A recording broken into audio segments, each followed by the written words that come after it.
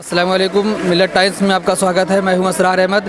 आज हम फिर एक बार जंतर मंतर पहुंचे हुए हैं क्योंकि यहां पे भारत बंद का कॉल दिया गया। बहुत सारे कम्युनिटी के लोग यहां जमा हुए हैं, बहुत सारी पार्टियां जमा हुई हैं। तो सर, आपका नाम पहले जानना चाहेंगे हम। मेरा नाम अशोक भारती है, मैं ऑल इंडिया अम्बेडकर महासभा का चेयरमैन हूँ। सर, ये जो भारत बंद का कॉल दिया गया, इससे क्या मैसेज देना चाहते हैं गवर्नमेंट को? देखिए, ये भारत बंद की कॉल तो जिसने दी है ये आप वही बता पाएंगे। तो आप इस मूवमेंट में शरीक हुए आए तो भारतीय जनता पार्टी यहाँ की गवर्नमेंट जो है वो बात मानने के लिए तैयार नहीं है। कहते हैं कि हम एक इंच भी पीछे नहीं हटेंगे इस कानून के।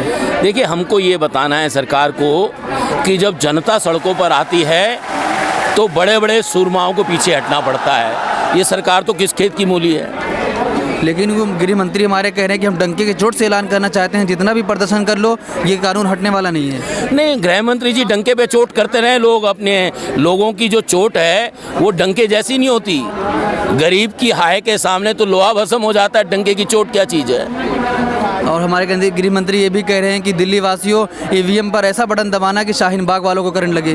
तो क्या एक गृह मंत्री को ऐसा बोलना चाहिए? देखिए, गृह मंत्री जी ने जो बयान दिया है वो बिल्कुल भारत के गृह मंत्री श्री का बयान नहीं है। मुझे लगता है देश के लोगों को गृह मंत्री से ऐसी उम्मीद नहीं थी और उनका जो बयान है वो बिल्कुल गृह मंत्री की गरिमा को गिराने वाला है। उनको ये बयान वापस लेना चाहिए। तो सर, आप सरकार से क्या अपील करना चाहेंगे? हम सरकार को ये बताना चाहते हैं कि जब देश की जनता सड़कों पर आती है तो सरकार को ही झुकना पड़ता है। उनको सीए को वापस लेना चाहिए, एनपीआर एनआरसी की प्रक्रिया को रद्द करना चाहिए। सर, इतना दिन हो गया, तो 2-4 दिन आंदोलन होता है, गवर्नमेंट बात करती है, आके संवाद करती है, डायलॉग करती है, लेकिन अभी तक सरकार कुछ नहीं कर रही है। नहीं, ये हमको ये समझना है कि ये सरकार अहंकारी लोगों की सरकार है। अहंकारी लोगों के अहंकार को गिरने में टाइम लगता है। कुछ तो ढीला हुआ है अहंकार, चुनाव के बाद रास्ता ढीला हो जाएगा। लेकिन दिल्ली में चुनाव है, अब मीडिया ट्रायल स्टार्ट हो गया है। जो छात्र आगे हैं उन पर मीडिया ट्रायल स्टार्ट कर दिया गया। नहीं, वो सब चलता रहेगा, वो सरकार की रणनीति का हिस्सा है। वो सरकार की रणनीति का लोगों को अपनी हिम्मत नहीं छोड़नी चाहिए। और संघर्षों में शहादत भी होती है, संघर्षों में वक्त भी लगता है और बहुत बड़ा लंबा दौर चलता है। हमने झारखंड का आंदोलन देखा है, हमने छत्तीसगढ़ बनने का आंदोलन देखा है, हमने महाराष्ट्र बनने का आंदोलन देखा है। ये आंदोलन सालों साल चले थे, तो हमें इस बात से नहीं घबराना चाहिए। हो सकता है शायद ये आंदोलन हमको सालों साल चलाना पड़े। सर, गवर्नमेंट के कैबिनेट मंत्री जी कहते हैं, अपने रैली में नारा लगवाते हैं कि गोली मारो और गद्दारों को, ऐसी बातें कर रहे हैं। अब देखिए, चुनाव आयोग ने उनको दिया है और मुझे लगता है कि ये जो लोग ऐसे जो मंत्री हैं, ऐसे मंत्रियों को सत्ता में बने रहने का कोई हक नहीं है। उनको मंत्री बने रहने का हक नहीं है। और निश्चित तौर पर देश के सर्वोच्च न्यायालय को और देश की संसद को इन बातों का संज्ञान लेना चाहिए और ऐसे लोगों के खिलाफ जो है नोटिस देना चाहिए उन्हें।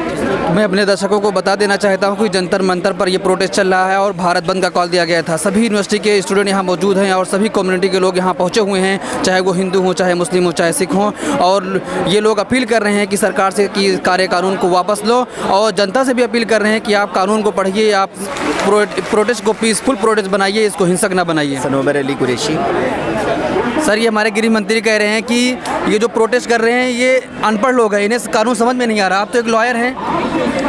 नहीं, वो उनका ये बहुत ही बेसलेस जो है, इलॉजिकल उनका ये वो रिमार्क है। और ये जो है ये पूरा संविधान के दायरे में चल रहा है और हमारे संविधान के आर्टिकल 14 को और जो प्रियम्बल है उसको बचाने के लिए चल रहा है, जो कि बेसिक स्ट्रक्चर है। तो ये तो संवैधानिक लड़ाई है और इनका कोई भी एतराज़ ऐसा है भी नहीं कि अगर आप सीए में किसी को सिटीजनशिप दे रहे हैं, ठीक है ना, इनका ये भी एतराज़ नहीं है। आप देना चाहते हैं आप दीजिए, मगर जो आपने ये क्राइटेरिया बनाया है जो एक्सक्लूजन का, वो कभी भी सुप्रीम कोर्ट ने या हाई कोर्ट ने या आज तक पार्लियामेंट ने कभी ऐसा लॉ 70 साल में नहीं बनाया जो धर्म के आधार पर सिटीजनशिप डिसाइड करता हो।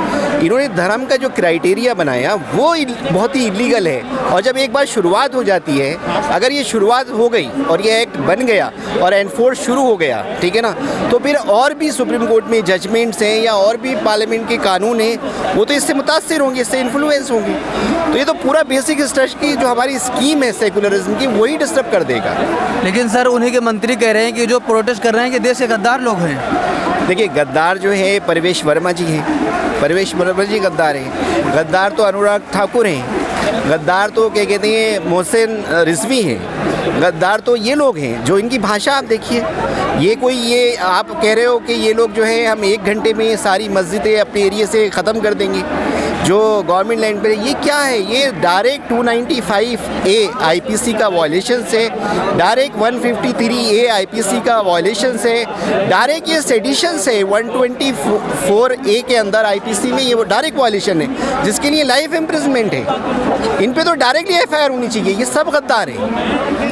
सर इतना दिन हो गया, गवर्नमेंट डायलॉग नहीं करना चाह रही है, जनता से कुछ आके मिलना नहीं चाहती है। तो वही तो वो पॉलिटिसाइज कर रहे हैं। इनका देखिए, आप संवाद भी नहीं कर रहे, आप डायलॉग भी नहीं कर रहे, आप डेमोक्रेटिक मैकेनिज्म को अडॉप्ट ही नहीं कर रहे, आप तो एक हटधर्मी कर रहे हैं। तो ये कैसे होगा? आपको तो संवाद करना चाहिए, डायलॉग करना चाहिए। आपके अपने सिटीजन हैं, आपके अपने नागरिक हैं, उनके दिल में अगर कोई डर है, कोई खौफ है, तो उसको आप एड्रेस करो, उनको आप डेमोक्रेटिक तरीके से आप उनको बताइए। सर हमारे देश के गृह मंत्री अमित शाह जी कह रहे हैं कि दिल्ली वासियों EVM पर ऐसे जोर से बटन दबाना कि शाहीन बाग वालों को करंट लगे। तो क्या गृह मंत्री को ऐसी बात करनी चाहिए? अब देखिए, ये स्टैंडर्ड आ गया कि एक शाहीन बाग का प्रोटेस्ट आपका इलेक्शन का सबसे बड़ा मैनिफेस्टो में सबसे बड़ा पॉइंट हो गया। मतलब एक छोटा सा आपका एक शाहीन बाग में एक हमारी महिलाएं जो हैं सभी धर्मों की बैठी हुई हैं, आप उसको लेके आपने पूरे अपने पॉलिटिक्स का और दिल्ली के इलेक्शन का सबसे चीफ जो है अपना इशू बना दिया। क्या यहाँ का डेवलपमेंट का कोई इशू नहीं है? यहाँ के लोगों के लिए क्या बदहाली है उसका कोई इशू नहीं है? अनएम्प्लॉयमेंट है वो कोई इशू नहीं है? आप कहाँ हैं? क्या देंगे आप? जब ऐसे ही चीज़ों से वोट लेने का तरीका आपका इतना इलीगल हो रहा है, तो आप क्या डिलीवरी करेंगे लोगों को? ये तो this is a disservice to the home ministry, this is a disservice to the member of parliament. इनके लिए तो बाकायदा मेरे ख्याल से गाइडलाइन तैयार होनी चाहिए कि मेंबर ऑफ पार्लियामेंट क्या बोले क्या नहीं बोले। मेरा नाम एहतशाम हाशमी है, मैं लॉयर हूँ सुप्रीम कोर्ट में, और जो सिटीजनशिप अमेंडमेंट एक्ट की पिटीशंस को चैलेंज किया है उसमें मेरा भी नाम है, Ehtesham Hashmi versus union of India. तो सर ये हमारे गृह मंत्री कह रहे हैं कि इससे किसी की नागरिकता नहीं जाएगी। देखिए, गृह मंत्री जी के जो लीगल एडवाइज़र हैं शायद उन्हें मिसगाइड कर रहे हैं, क्योंकि जिन्होंने भी ये कानून ड्राफ्ट किया है उन्होंने शायद संविधान पढ़ा नहीं है, और संविधान अगर पढ़ा भी हो तो बाबा साहब भीमराव अम्बेडकर साहब का जो संविधान था, जिसको हम कॉन्स्टिट्यूशन ऑफ इंडिया कहते हैं, उन्होंने वो नहीं पढ़ा। शायद उन्होंने संघ का संविधान पढ़ा है, इसलिए वो कह रहे हैं कि ये नागरिकता देने का कानून है, लेने का नहीं। सर ये हमारे दर्शकों को आप बताइए कि गृह मंत्री जी कह रहे हैं कि ये गुमराह लोग हैं, इन्हें गुमराह किया जा रहा है, ये अनपढ़ लोग, इन्हें समझ में नहीं आ रहा, कानून को समझना चाहिए। आप तो एक लॉयर हैं। देखिए, अगर गृह मंत्री जी जो हिंदुस्तान के लॉयर्स हैं उनको गुमराह कह रहे हैं तो ये उनकी कमज़ोरी है, उनकी वीकनेस है, और शायद उनके पास कोई भी एक रीज़नेबल लॉजिक नहीं है कि वो अपने आप को डिफेंड कर पाएँ।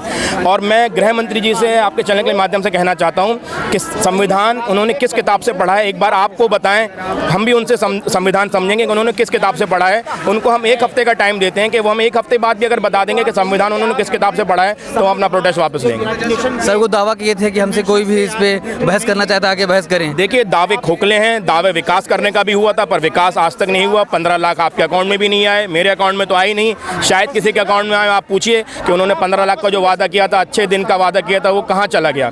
उन्होंने सिर्फ पोलराइजेशन की राजनीति करके हिंदू को मुसलमान से लड़ाने का काम किया है। लेकिन अब आप देख रहे हैं यहाँ पे प्रोटेस्ट में हमारे हिंदू भाई सीना तान के इस काले कानून के खिलाफ खड़े हुए हैं, और इस मुल्क के हिंदुस्तान में हमेशा मुसलमानों के हक की लड़ाई हमारे हिंदू भाई बहनों ने लड़ी है। और मैं आपको ये बताना चाहता हूँ कि वो जो चैलेंज दे रहे हैं कि वो डिबेट करने के लिए तैयार हैं, मैं उन्हें चैलेंज देता हूँ, वो जितना भी टाइम लेना चाहें ले लें, संविधान पे चर्चा कर लें, प्रेस कॉन्फ्रेंस में बुला के संविधान पे चर्चा करें। मैं नहीं, हमारा एक यूनिवर्सिटी का फर्स्ट ईयर का लॉ स्टूडेंट भी उनको अपनी रीजनिंग से उनके पास कोई जवाब नहीं रहेगा, वो जवाब दे नहीं पाएंगे क्योंकि उन्होंने हिंदुस्तान का संविधान पढ़ा नहीं है। सर भारतीय जनता पार्टी के मंत्री लोग कह रहे हैं कि ये जो प्रदर्शन कर रहे हैं ये देश के गद्दार लोग हैं। देखिए, एक गद्दार ही दूसरे जो सच्चा हिंदुस्तानी है उसको गद्दार कह सकता है, क्योंकि आज आप देख रहे हैं पूरा हिंदुस्तान इस काले कानून के खिलाफ खड़ा हुआ है, और जिस भी बीजेपी के नेता या मंत्री ने ये बात कही है कि जो प्रोटेस्ट कर रहे हैं वो गद्दार हैं, तो उसकी सोच ही बहुत घटिया सोच है। उसके बारे में हम लोग बात करना ही पसंद नहीं करते, क्योंकि एक बार जैसा कि आपको पता है कि हमारा हिंदुस्तान अंग्रेज़ों से लड़ा, उनको अंग्रेज़ों को यहाँ से भगाया। तो जो सच्चे देश के गद्दार हैं, जो हम लोगों को गद्दार कर रहे हैं, कह रहे हैं, या फिर जो हिंदुस्तान की 35 यूनिवर्सिटीज़ आज प्रोटेस्ट कर रही हैं इस काले कानून के खिलाफ, तो जो स्टूडेंट्स पे, बच्चों पे लाठीचार्ज करवा रहा है, सच्चा गद्दार असल सेंस में तो वही है। सर ये मैटर जब सुप्रीम कोर्ट में गया, सुप्रीम कोर्ट में सुनवाई थी, लेकिन सुप्रीम कोर्ट ने 4 हफ्ते का और टाइम मांगा है, तो क्या उम्मीद है अब? देखिए, हमारे जो सुप्रीम कोर्ट है वो इस दुनिया के सबसे बेहतरीन कोर्टों में उसका नाम शुमार है और मुझे पूरा यकीन है कि सुप्रीम कोर्ट जो है वो हमारी गार्जियन है, कॉन्स्टिट्यूशनल हाईएस्ट कोर्ट है, वो हमारी राइट्स को प्रोटेक्ट करेगी और ये जो काला कानून है इसको अनकॉन्स्टिट्यूशनल ज़रूर डिक्लेयर करेगी। सर ये जनता से आप क्या कहना चाहेंगे? मैं जनता से ये कहना चाहता हूँ कि जो भी प्रोटेस्ट चल रहा है इसको पीसफुल तरीके से हमको करना है और मैं जितने भी हमारे हिंदुस्तानी आपका चैनल देख रहे हैं मैं उनको बताना चाहता हूँ कि आप भगवत गीता, रामायण, कुरान, गुरु ग्रंथ साहिब सब पढ़िए, लेकिन उसके साथ अपने भारत का संविधान ही पढ़िए। उससे ये होगा कि आपको जो ये नेता मंत्री हैं आपको कभी बरगला नहीं पाएंगे, क्योंकि अगर संविधान पे आपकी पकड़ मजबूत है तो हिंदुस्तान पे भी आपकी पकड़ मजबूत रहेगी। ये जो पार्टियां झूठे वादे करके हिंदुस्तान की सरकार पे आई हैं, सरकार बनाई है, ये दोबारा नहीं आ पाएंगी। ठीक है, थैंक यू। मिलत टाइम्स की वीडियोस देखने के लिए यहाँ क्लिक करके सब्सक्राइब करें और हाँ, बेल आइकन जरूर दबाएं। अगर फेसबुक पर देख रहे हैं तो पेज लाइक करें। ताज़ा तरीन खबरों और मज़ामीन के लिए विजिट करें हमारी वेबसाइट www.millettimes.com। हमारी ये वेबसाइट उर्दू, हिंदी, इंग्लिश तीनों लैंग्वेज में मौजूद है।